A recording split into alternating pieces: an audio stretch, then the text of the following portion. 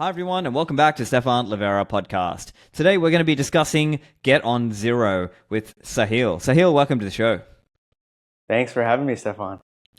Great. So listeners may know, did a couple episodes talking about this. I think I wrote an article for it on Bitcoin Magazine a little while back, but I know this is a topic near and dear to your heart also.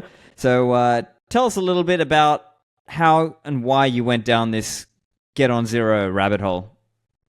Yeah, for sure. So I guess first of all, I'm Sahil. I'm a designer at Foundry, mining company. But yeah, I've been on zero, you could call it. So on zero fiat, on $0 for the last 2 tax years, actually. So I've a lot of experience with pretty typical questions people might have, like why you may even want to do this. I'm forgetting how it started, but I think it was a Twitter Spaces with a bunch of people, and there's a lot of chatter on Twitter about going on $0 and how do you do that, and this small community started growing and you started chatting with each other. Why would you want to do this? How do you do it? Tactics, strategies. And the more I thought about it, I was just like, yeah, why not minimize the amount of toilet paper money you hold to the smallest amount of time possible? And I'm sure there's a lot more threads to pull on there, but I'll pause there. Great. Okay, so as I understand that, that part of this came almost like a response to like a typical line some people were saying to the investment advisor kind of people and to financial advice and planning people, where the kind of idea was get off zero in terms of getting at least some Bitcoin. And then I think this was started as almost like a flipping of that on its head of saying, hey, why would you even hold any fiat whatsoever? Now, of course, the obvious objections from most people will be, hang on, I've still got fiat-denominated obligations, whether that's their rent, their mortgage, their electricity bill, their food, these kinds of things. So I guess we should start there. So what would your answer be there, or how would you answer somebody who says to you, look, Sahil, I like the idea. Obviously, I'm bullish on Bitcoin, but I've still got these US dollar denominated obligations. Yeah, for sure. And I think you're so right. That's the first question that comes up. And maybe the way I would frame it is to step back and think about what's the story we're trying to tell here, or what is. So one of the articles I wrote maybe a couple of years ago was I think I titled it something like "Rethinking the Function of Fiat Currency." So thinking about it from that point of view first is when you understand the why, you can get through any how, basically. So understanding the why, okay, if we want to rethink the function of fiat currency, okay, today we think about it, okay, I need to have a checking account. As you said, I need to pay bills that are denominated in dollars. But what if I rethought the function as, what if fiat was instead a payment rail to move Bitcoin rather than an asset you need to hold?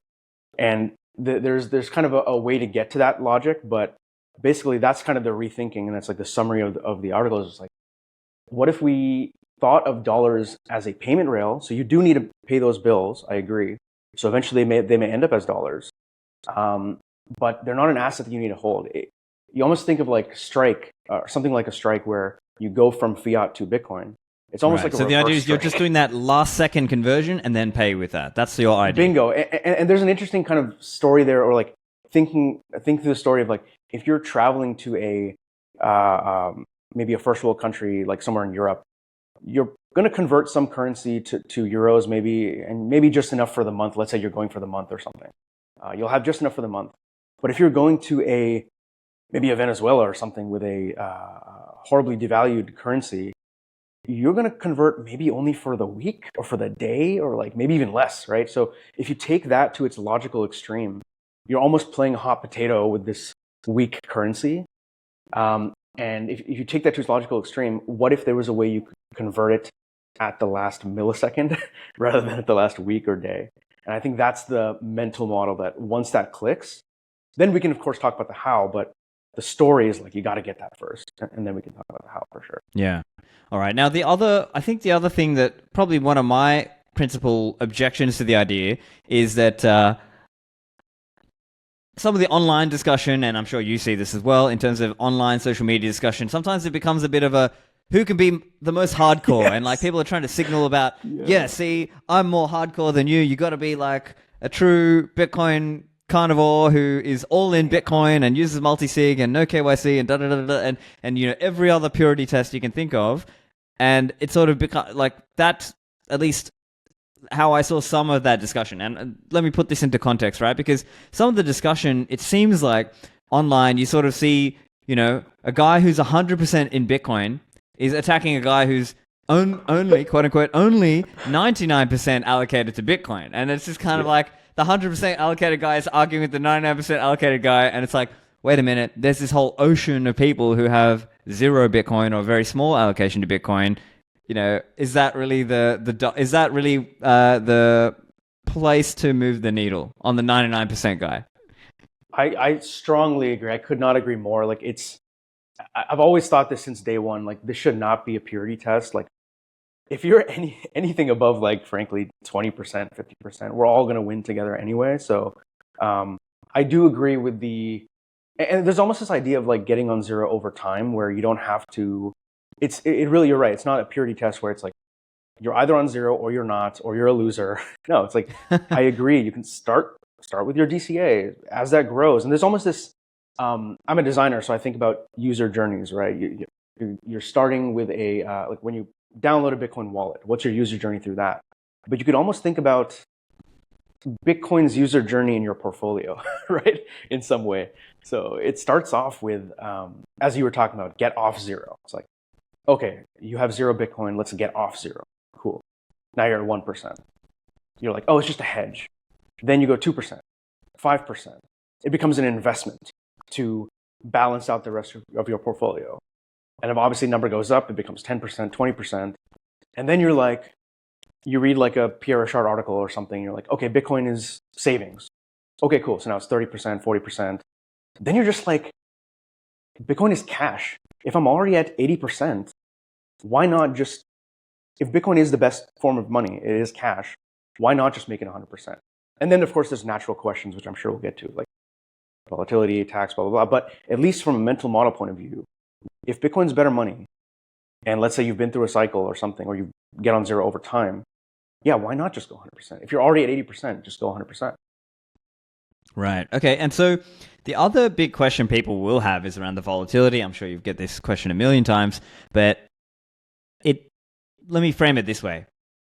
Is get on zero only applicable for people with a large enough cash balance or savings balance in Bitcoin, right? Because if you are, let's say, so close to your subsistence level, you just don't have enough buffer there, right? So how are you thinking about this question of the volatility and how much of a cushion one needs before it realistically makes sense to get on zero?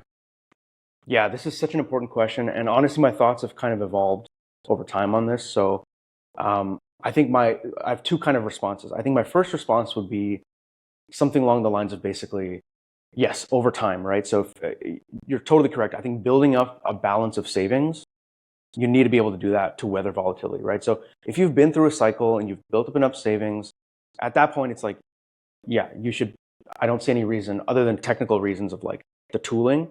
Other than the tooling, there's no reason to just get on zero. But I do agree with you. Like, if you, let's say you get on zero at the top, like I did, and let's say you didn't have enough savings, or top of last cycle rather. So when I got on zero was, I think, November 22. It was like literally top.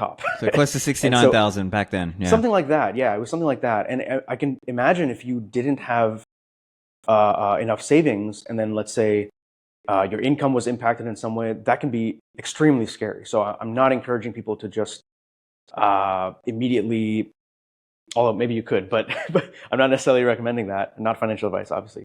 But that's maybe one line of thinking. And actually, I said there was two, but maybe a third thought. A second thought is something I think Pierre said, is that if you have low savings and you're kind of paycheck to paycheck anyway, it's almost like you need something to push you out of that. And Bitcoin might be that thing to push you out of that. So if you're already paycheck to paycheck and you need to focus on your income and then focus on, that punch up from Bitcoin. And then maybe the last thing before I pause, this is a more newer emerging thought. I've been trying to separate the idea of getting on zero, so that means zero fiat, from the idea of 100% Bitcoin.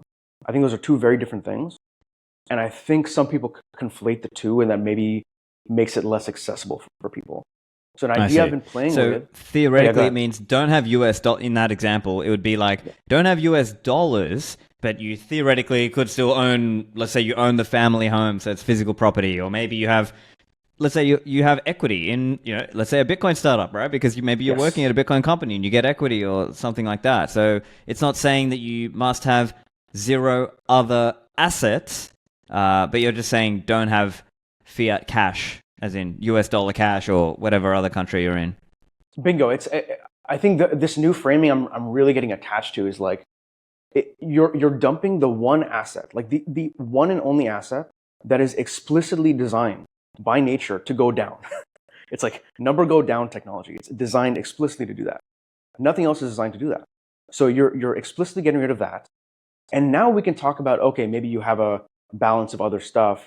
I've even played with this idea of what if there was an app that automatically rebalanced, almost like a Wealthfront or Betterment. People may have heard of these robo-advisors. It was a balanced basket of assets that became your money. It's almost like, I don't support shitcoins at all, but like almost you have your own Stefan coin, which is a basket of gold, Bitcoin, S&P 500, and that kind of thing. It automatically rebalances. And it's almost like if you remember Libra, DM, that they were focusing on making a currency that was a basket of assets. So that's another idea I'm just playing with is that's still getting on zero. You're not holding dollars or fiat, but you're holding a basket of goods. I see. Yeah.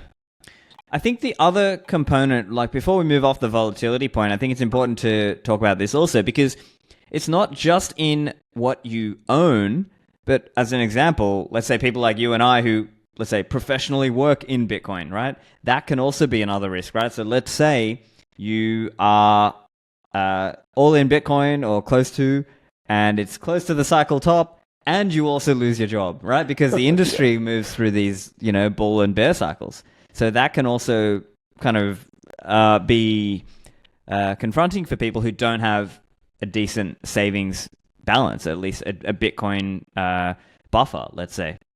100%. I think you're so right. Is like, yeah, if you're all in, like some of us, like you said, your career, everything is Bitcoin. That's a calculation. That's a speculation we're making. When I say I'm 100% Bitcoin, or in many cases over 100% Bitcoin, including your career, including leverage or whatever, that's a speculation we're making. But I think that's different than Get on Zero. I think someone like my dad, who deeply understands Get on Zero, he understands the value of holding $0 or 0 rupees. He can still have equity. He can still have gold. He can still have Bitcoin. It's just being explicit about not having the one thing designed to go down. So, yeah. I see. But I think, for a lot of people, there's going to be a lot of practicality concerns. There's going to be a lot of questions around what kind of tooling do you need. So we're going to get into this now, obviously. But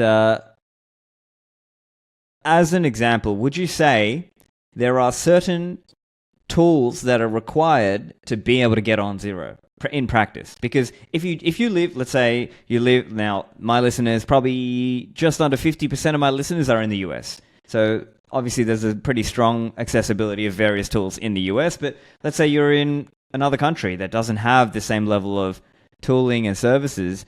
What's the answer there? Would you say you need a certain level of tools to be able to do this? I think so, to be honest, and that's kind of unfortunate. But I think it's almost like I don't know if call to arms is the right phrase, but it's basically trying to get people.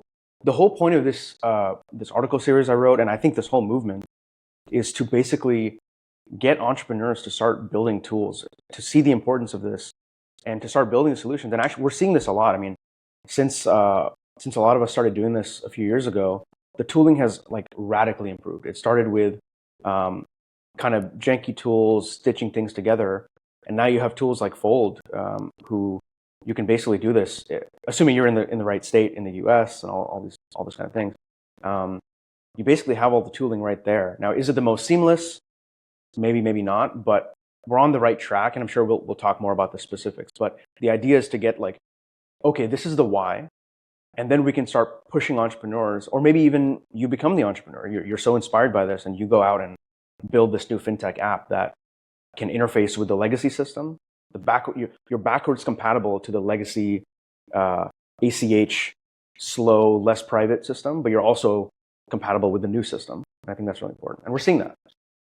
I see. Yeah. And so, part of this comes to, there's different Bitcoin startups, as you said. Fold is out there, Strike is out there. So the idea is that you can the more these tools and financial products allow you to keep most of your balance in Bitcoin and then only at the last second convert and pay, the fiat or the credit card or the debit card or whatever, that kind of component of it, then, that is, that's the tooling that you need, basically. But the challenge right now is maybe not everything's available in every country, in every state, and so on, depending what country you're in, etc. It's very case by case, let's say. But let's start talking about some of the key tools. What would you say are the key tools required to achieve this sort of thing for somebody who's interested in it?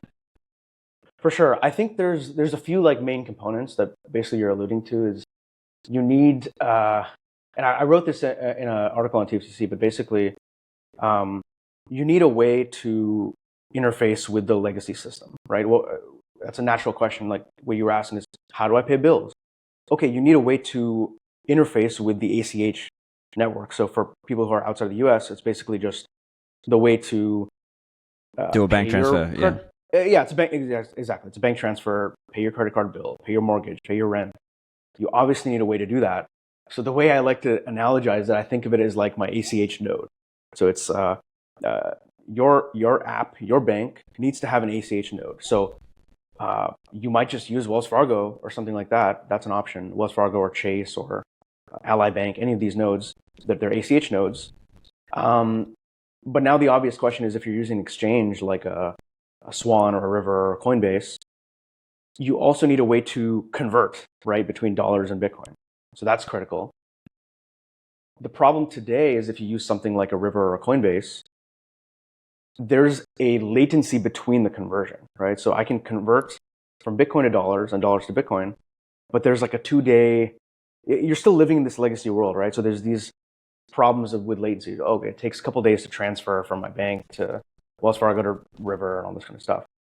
That adds so much friction. You can do it, and that's what we did for a couple of years, but it adds so much friction. Now you have to, my bill is coming up. I need to predict how much I need to pay. I need to plan it a couple of days before. It adds more friction. So that second piece there is instant conversions between the two. That I think is really important. So that's, gotcha. I would say and that's on the bank transfer side. And I know around the world there's different tooling. So as an example, in Australia, there's this thing called the NPP or OSCO, which is like instant payments. I know Europe has SEPA, faster payments. So there's kind of different. And in America, you guys have like, Zelle, and people do Cash App and Venmo and things like that. So I guess there's different tools for that available around the world. Exactly. And I could be wrong, but I think the US is pretty far behind in terms of transfer speed. As far as I know, things like SEPA are pretty fast, or if not instant, I think. But right, don't quote me on that. So then I guess we got the bank transfer part of it. Yeah. Maybe if a tool is available, something that if you got a card, like a fiat card that auto converts the Bitcoin balance, that's also a very useful tool. So you could do that. Really quick before we get there, I think on the conversion piece, I think one piece that is important and kind of overlooked is having zero fees. I say zero fees in quotes because, and this is just my personal opinion, I think a spread makes sense. Exchanges have to monetize somehow. Having a spread built in, I think, is reasonable. But I think the key piece of having zero fees is the psychological friction. You want to get rid of the friction of saying, oh, do I want to convert between weak money and strong money? Oh, it's going to cost me this many fees. Okay, forget it. Let's not do that. So my recommended way of building a product around that is saying zero fee, buy and sell. So reduce any friction, but then charge me a subscription fee. Charge me $100 a month or something. So now our incentives are aligned. I'm not penalized for converting between weak and strong. So that's, I think, a third piece, or maybe it's part of the second piece of the conversion. And I guess you got to... Back to the show in a moment. This show brought to you by CoinKite.com, the creators of the best Bitcoin hardware security devices, such as the Cold Card Mark IV and the new Cold Card Q. Now, we use Bitcoin hardware security devices to keep our keys offline, our private keys offline. Now, the way these work is you can do that setup, write down your 12 or 24 words on the seed word cards, and keep that secure. Now, you can use this device to interact with the Bitcoin network using software such as Sparrow Wallet, Electrum, or Vector Desktop, or Nunchuck as a few examples. Now, you have a range of security features that you can use with these devices, such as passphrases. You can use seed XOR, or my favorite is multi-signature. Now, if you're starting in a basic way, just start with the device and the USB-C cable, plug it directly to the computer and use it that way, and then later improve your setup. But I believe these devices are great at helping secure your coins, especially as you start to migrate up into multi-signature security. But don't be disheartened or don't be scared away. They are accessible, and I think you actually do learn about Bitcoin in the process. So to get yours, go to coinkite.com, use code Livera to get a discount on your cold card. I'm really bought in on, let's say you're a Bitcoin maximalist, whatever you believe that means, and you believe Bitcoin is going to go up and fiat is going down. Generally speaking, you want to maximize your exposure, right? Like you want to see it like, as soon as I earn money, even if I earn in fiat, I want to take it into Bitcoin and just hodl it in Bitcoin, and only at the last second do I flip it out. And you kind of maybe in your mind, you make a simplifying assumption of, look, on average, Bitcoin is going up over time. Therefore, I just want to, as soon as I can earn that fiat, flip it into Bitcoin. And okay, even if I end up paying some fees on the back end to pay, to pay my bills and so on, it was quote unquote worth it because of my simplifying assumption. Even though, look, on some months you'll be down and other months you'll be up. But I guess the speculation here is that if you're a hardcore Bitcoiner and you believe in the future of Bitcoin, it's on average going to go up. So you win more than you lose. 100%. And it's the same reason why everyone loves DCA, right? We're part of the assumption is you're buying low, you're buying high, you're buying low, you're buying high. Same here. Sometimes you're buying low and selling high. Sometimes you're buying high and selling low. It all evens out basically, or it doesn't even out. It evens out to the upside. Assuming you believe in Bitcoin. Yeah, like you anticipate to benefit from that monetarily, as in you end up with a bigger Bitcoin balance at the end of the day. Is the hypothetical? Exactly. Yeah. So those are two of the pillars. I think the third one is, as you said, some sort of interface, like if you're in the U.S., credit card, debit card kind of thing. So I mean, for example, I just use a regular Capital One credit card. You can do that and then pay off the bill at the end of the month using your ACH node. So that's like step 3, which is like debit card, credit card. You can do that. And I think the fourth piece, which I'm sure there's a much deeper conversation we'll have, but it's just like the tax tooling. What do you do there? Yeah. So there's tooling that helps you automate that, and I'm sure we can get into that more. But I would say those at a high level, I would say are like the 4 pieces, I think, that you would need to get going right. And then maybe one last thing. A fifth one is more future-facing. There's no tool that has this yet, but full automations, right? So currently a lot of tools like Strike, Fold, they have automations on the dollar to Bitcoin conversion side, but there's no full automations on the reverse, right? So let's say you get a paycheck in, you get it via ACH, the dollars, automatically converted to Bitcoin, stored in your Fold account. But there's not really the reverse yet, where any time an ACH pull or a bank pull is pulled, it automatically converts from my Bitcoin into dollars. That's the true vision in my mind, is like that friction from going from dollars to Bitcoin and vice versa is literally milliseconds. We don't have that yet. This might be an example where actually the Americans have one worse tool than most of the rest of the world, because I believe Zappo has a card not available in the US. Yes. But I believe they have something like this where you can have like a card with a Bitcoin balance, and then every time you tap that card, or even if you set up an auto pay on the card at the debit card level, it is doing this auto conversion on the way out. So that's probably one example where it's not a benefit to be an American, unfortunately. I'm sure there's many, yeah. And I think even Coinbase had this maybe in like 15 or something. Or they had it a while ago where they had. And so some of these products, they come and go, yeah. They come and go, exactly. But I would say, yeah, those are the tooling that we need. And as you said, some of them exist depending on your region. Some of them don't exist yet. But I think it's a combination of pushing your favorite company to build this, if you do believe in this, or maybe just building it yourself. Yeah, I would say. I'm curious though. At that point, you could hit a stop there because the company could come back to you and say, "Look, Sahil, I like the idea, but it might not be worth it because." There just might not be that many, hardcore hodlers who care about this right now. I think that's totally fair, and I think there's other angles to that, right? So, for example, I think Fold. I'm not affiliated with Fold in any way, but we're both friends with the team there. I think they really understand the value. My sense is they really understand the value of Get on Zero, not just because, feel good kind of whatever, but it brings them so much volume. I mean, imagine if every Fold customer brought their entire paycheck, converted the entire paycheck to Bitcoin, and by the way, vice versa, every bill was converted back. I mean, that's an insane amount of volume. And by the way, subscription fees for the app. So I think there's ways to pitch the product from that point of view rather than just ideological. Yeah, gotcha. So that's what I would say. Yeah. Yeah, totally fair. Fair enough. So I guess the way I'm thinking about it is there may be a bunch of people, and depending on the tooling available around the world, I guess it's common for people who might take a payment in Bitcoin, or maybe they take it in some stablecoin or whatever, and then insta flip it into Bitcoin, and then in their region they have like an OTC or a peer-to-peer or a local exchange, like a KYC exchange, and they just sell some Bitcoin for fiat and pay their bills, pay their rent, pay their whatever. And I guess that's how people around the world might be doing it even now, even if they don't have access to the more advanced, let's say, tooling that makes it easier and slick and fast. Exactly. And my hypothesis is they are, as you said, they're converting maybe enough for the week or the month or 6 months. My hypothesis is they're doing that not because they want to have that many dollars or that many fiat currency. My hypothesis, they're doing that of a technical reason. It's like the tooling is not there. Like if they could instantly convert it and just not even think about Bitcoin. There's a great quote that I think is, I have it pulled up here somewhere. So there's a great Twitter account. His name is Programmable TX. And he has this awesome quote that I love. And it's a little bit paradoxical, but it's the greatest gift Bitcoin could give you is to stop thinking about Bitcoin. And that to me is like, imagine if your bank, you just have to think about the dollars of the Bitcoin happening. It's just like, it's money.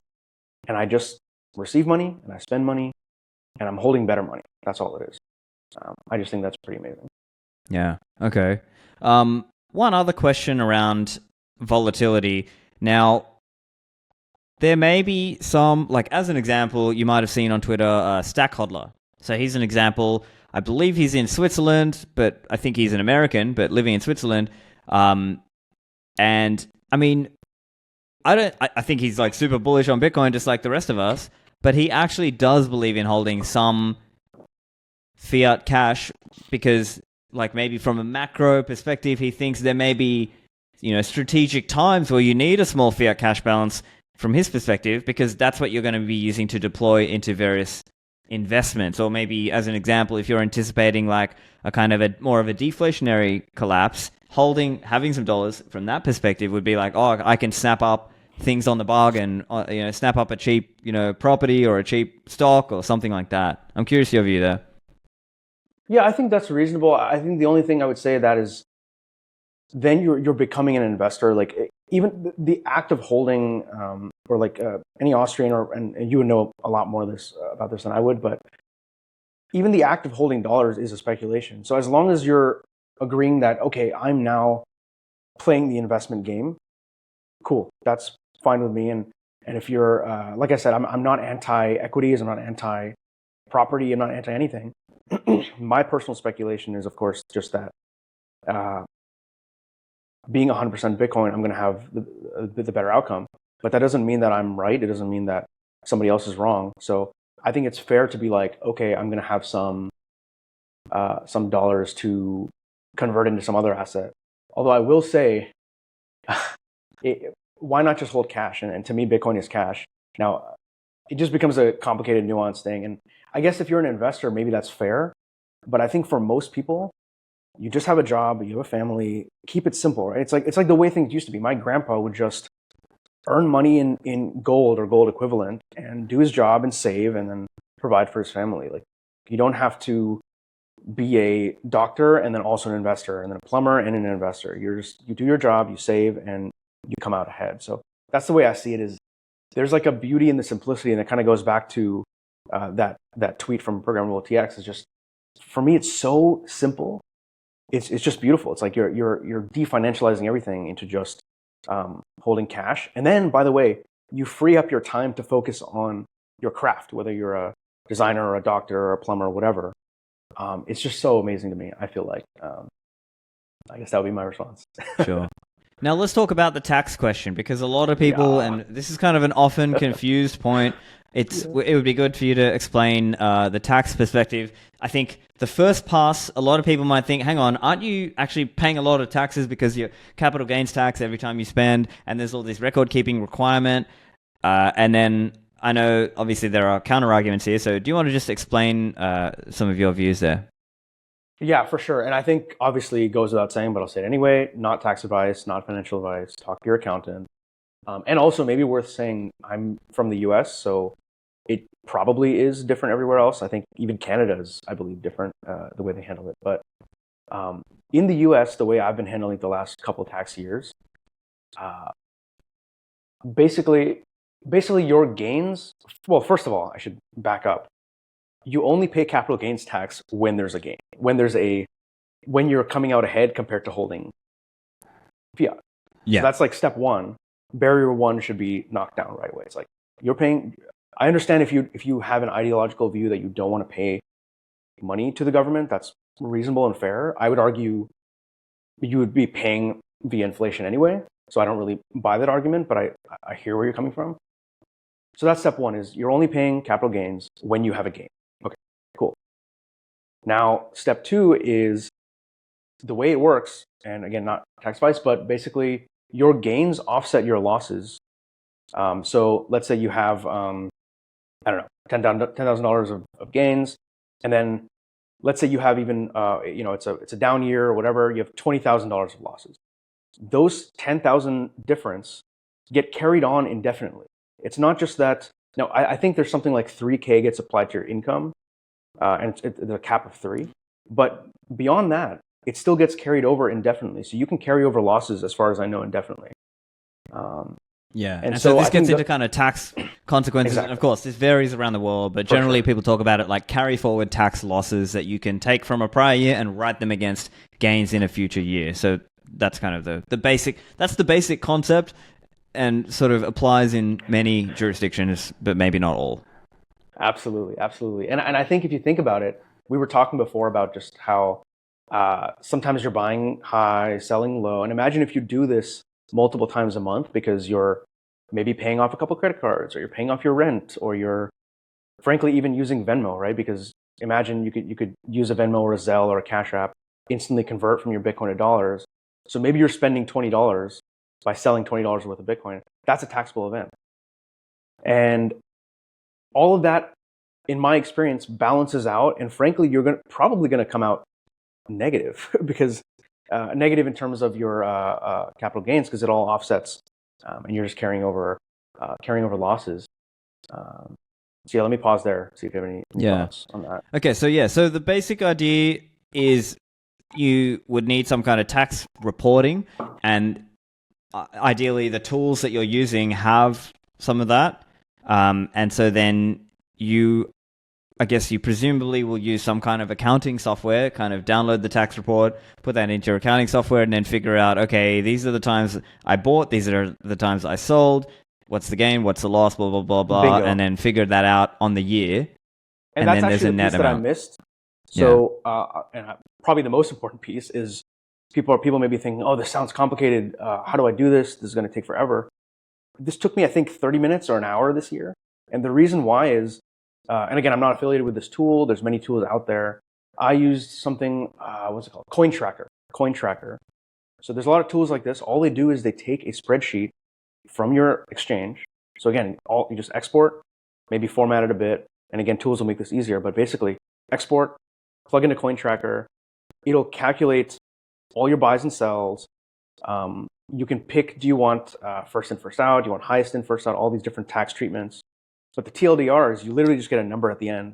You plug it into your tax software or give it to your accountant, and that's it. It literally takes me an hour in a year. Yeah. It's super so I easy. guess the complication would be, the fly in the ointment would be if you're using different wallets, different software, multiple exchanges. Now you're starting to kind of aggregate across, oh, okay, here's exchange A, exchange B, exchange C, and then now my Lightning wallet A, B, C, and think about all of those components that make it maybe a bit harder. But I presume some of these software things they can ingest across multiple sources also? Exactly. Right. So they ingest across exactly as you said.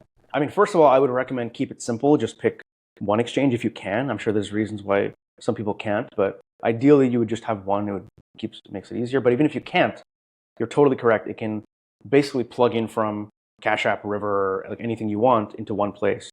And then as for Lightning wallets, you absolutely can. I haven't checked if Lightning wallets allow exports and stuff. That might be a little more complicated. I haven't done that myself. Yeah. Maybe you've got to find one that has export feature and use that one only. Yeah. And honestly, I would just say, like, if you're selling KYC, you absolutely should be reporting everything. I do for sure. If anyone's listening, I definitely report like anything KYC related. You're doing that.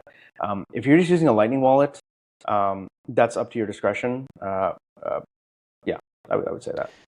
This show brought to you by Mempool.space, the world's leading Bitcoin visualizer. And now they've got an accelerator program. So if you have a transaction that you sent at a fee that was too low to get confirmed, now you can fix this with the Mempool accelerator. The way it works, you can go and search your transaction, scroll down, click accelerator, and you don't need an account. You can pay with Lightning, and then it'll show you it's now in the process of being accelerated, and then after a few minutes, it's confirmed. And so this is a great way to help you out if you are stuck. And this can happen where maybe your wallet doesn't have RBF or CPFP, or it might help you in situations where it's impractical to go and re-sign. So for example, multi-sig with keys in different locations. And thirdly, even in some Lightning scenarios, perhaps a forced close, you might not be able to use RBF. And so in this case, the Mempool accelerator can help you out. So keep it in mind, and you can find out more over at mempool.space/accelerator.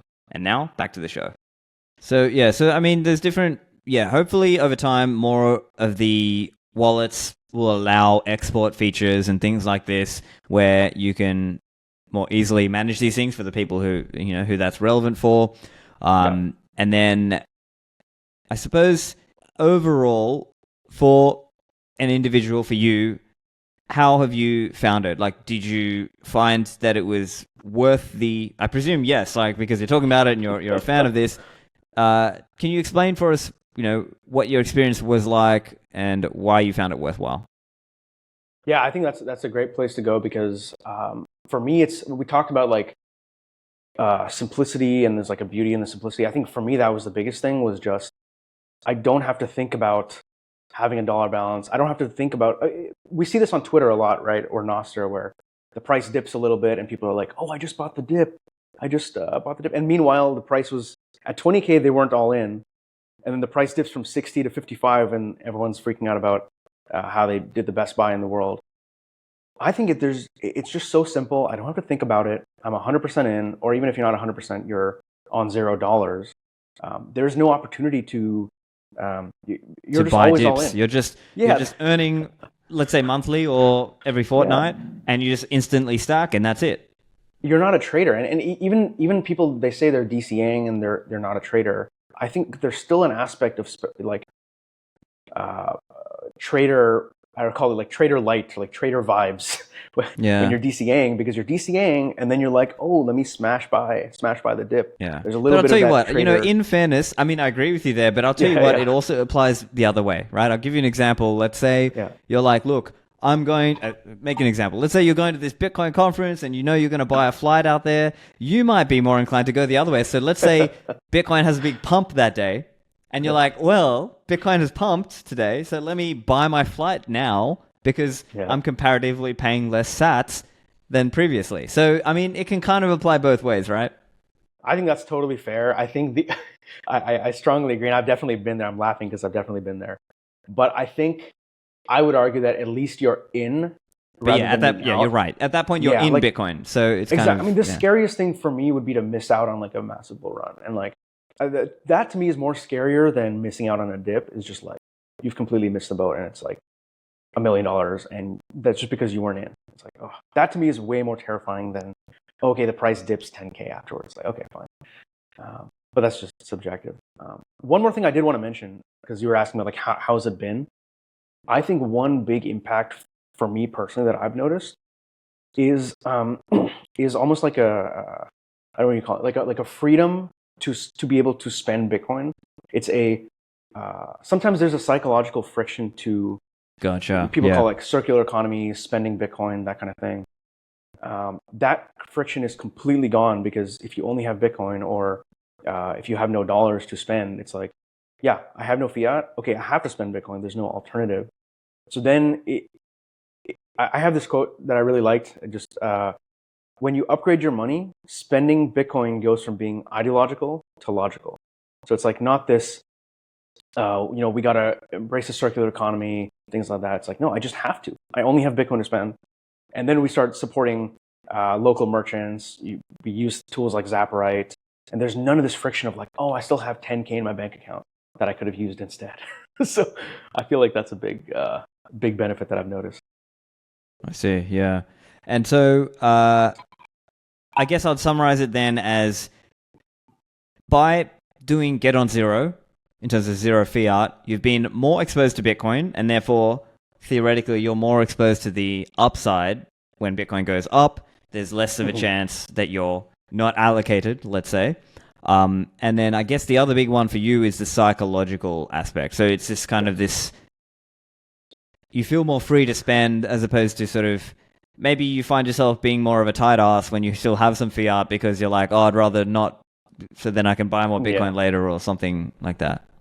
Yeah, it's just like this simplicity. And like I said, it sounds kind of woo-woo and wishy-washy, but it really does feel that way where it's that psychological pressure is just gone. And yeah, Bitcoin is cash, Bitcoin's money. And I just want to emphasize that the dollar fiat currency is a payment rail. It's a legacy, inferior, less private payment rail that you sometimes have to use, and it sucks when you have to use it. But now, anytime there's an opportunity, maybe my merchant, maybe my farmer or whatever is accepting Bitcoin, I can instantly go to the more private payment rail because I only have Bitcoin to spend. I'm just choosing whether I want to use the less private, slower, inferior payment rail or the upgraded, faster, more private payment rail. And I just have a choice. It's a mutual choice, basically. Yeah. Now, we've been talking about this from the perspective of an individual. What about different...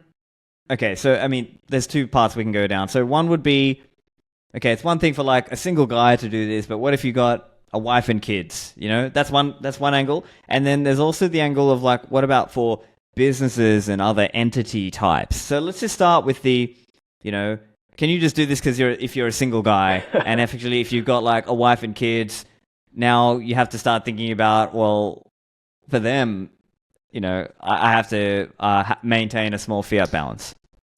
For sure, and I definitely can't. I am single. I have no, family of my own, so I can't speculate in that realm. But I will say, a lot of people who are on zero in that community or in that movement, they do have families, and they worked it out somehow. They've talked to their family. They've worked it out, or maybe they are the money manager themselves in the family. They've made that executive decision.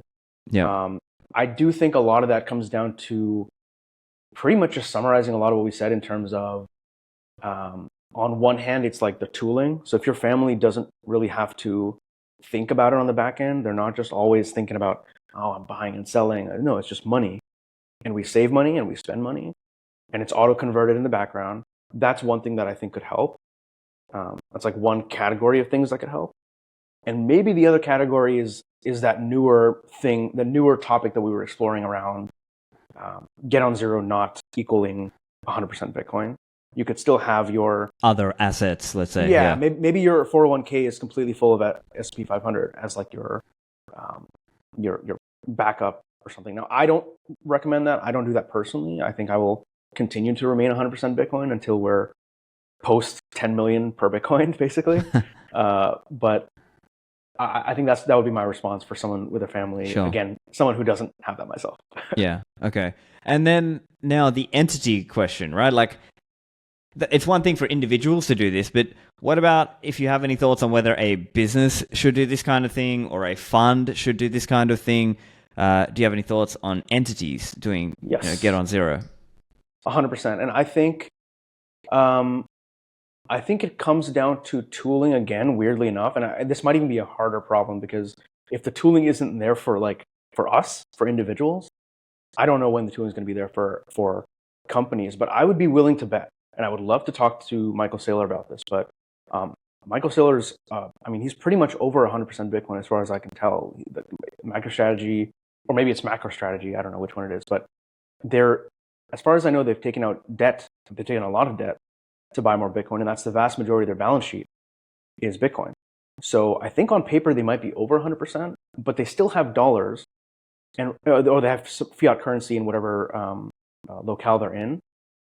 And I would be willing to bet if there was a tool that would auto convert and just let them use their fiat as a payment rail, I can't see any reason why Michael Saylor would hold any dollars at all. From my understanding, it's just working capital to him, and it's just technological friction. It's like the tooling that's the barrier. I can't speak for him, but that's my I presume maybe there's some like legal thing or some tax thing that maybe it's a different treatment for an entity. It could be that, or maybe like the accounting treatment aspect. I don't know for sure. That could be. I'm speculating, but it could be that. So maybe the considerations are different at an entity level. And then, I mean, as an example, if you're a business and let's say you've got to make payroll, like you got to be able to pay your staff, you got to pay your bills.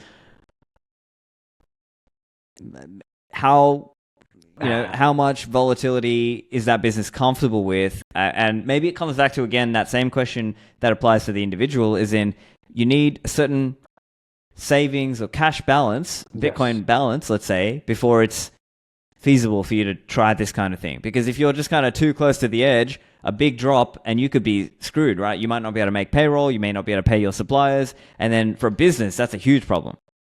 100%. And I think that also applies to maybe startups because one thing I was going to say is for an individual, it only really makes sense to do this, I think, or one of the main cases where it makes sense to do is if your income is more than your expenses.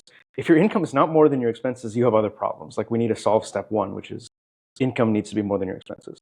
Now for a business, in many cases, especially Bitcoin startups, which you're very familiar with, their income may not be more than their expenses. So that could be, I could see an argument there where, okay, we have these fixed costs, salaries, office space, whatever, XYZ fixed costs for 2 years.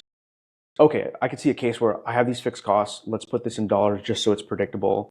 Like we have enough unpredictability going on. Do we really need like Bitcoin to exchange layer on another level of that? Yeah. Yeah. So I'm sure. I mean, you're at Foundry as well, so I'm sure this conversation would happen inside mining pools and individual miners or hashers. Let's say they must be thinking about that too.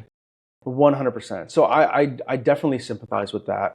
I think so. Yeah, I think for those fixed costs, it could make sense to do that. But again, as you said, if you've built up savings over enough period of time, and you've been through a cycle or two or something like that, and your income is more than your expenses, even for businesses, as long as the tooling is there, which I don't know if they will be for a long time, but I don't see a reason to hold dollars for more than a millisecond.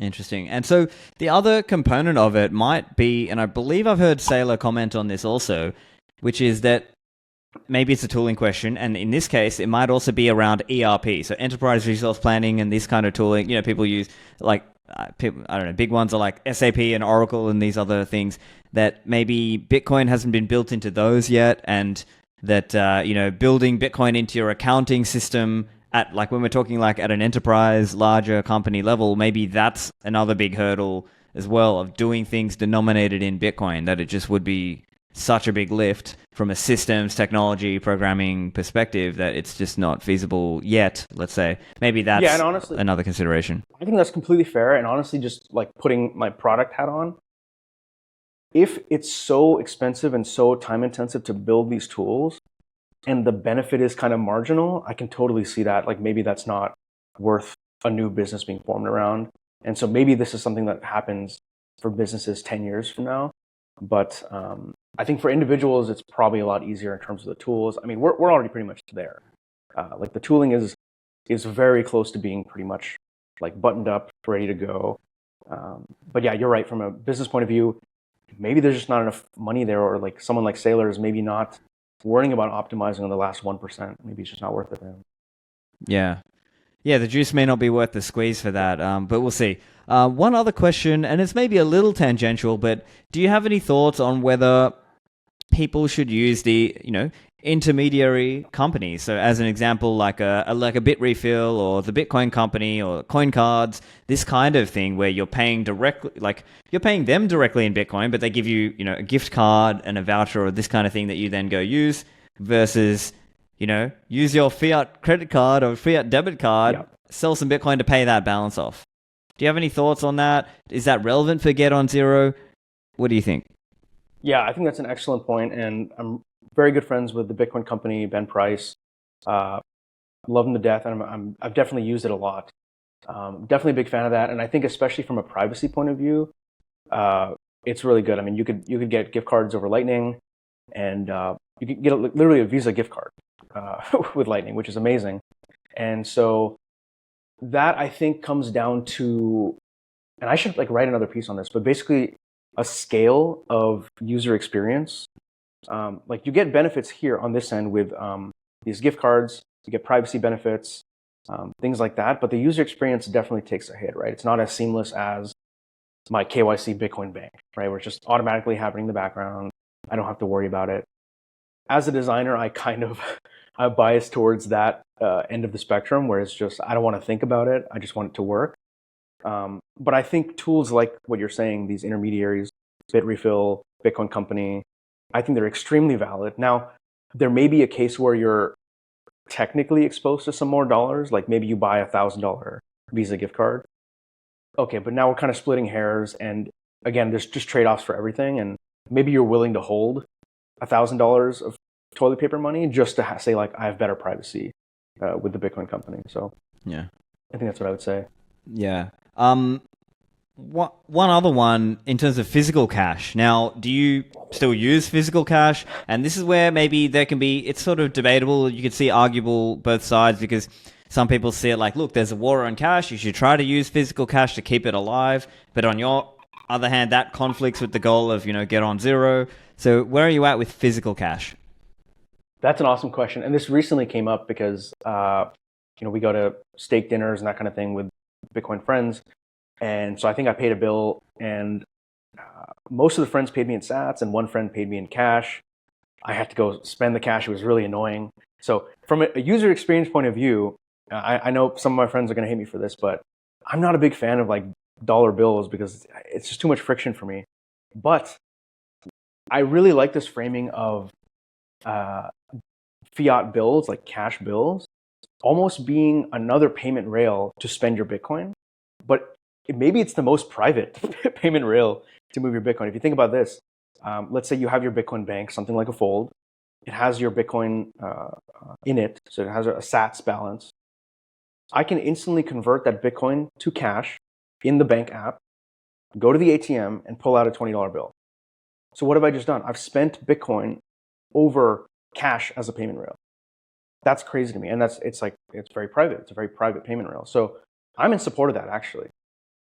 If there are places locally that accept cash, I'm in favor of spending your Bitcoin over cash as a payment rail.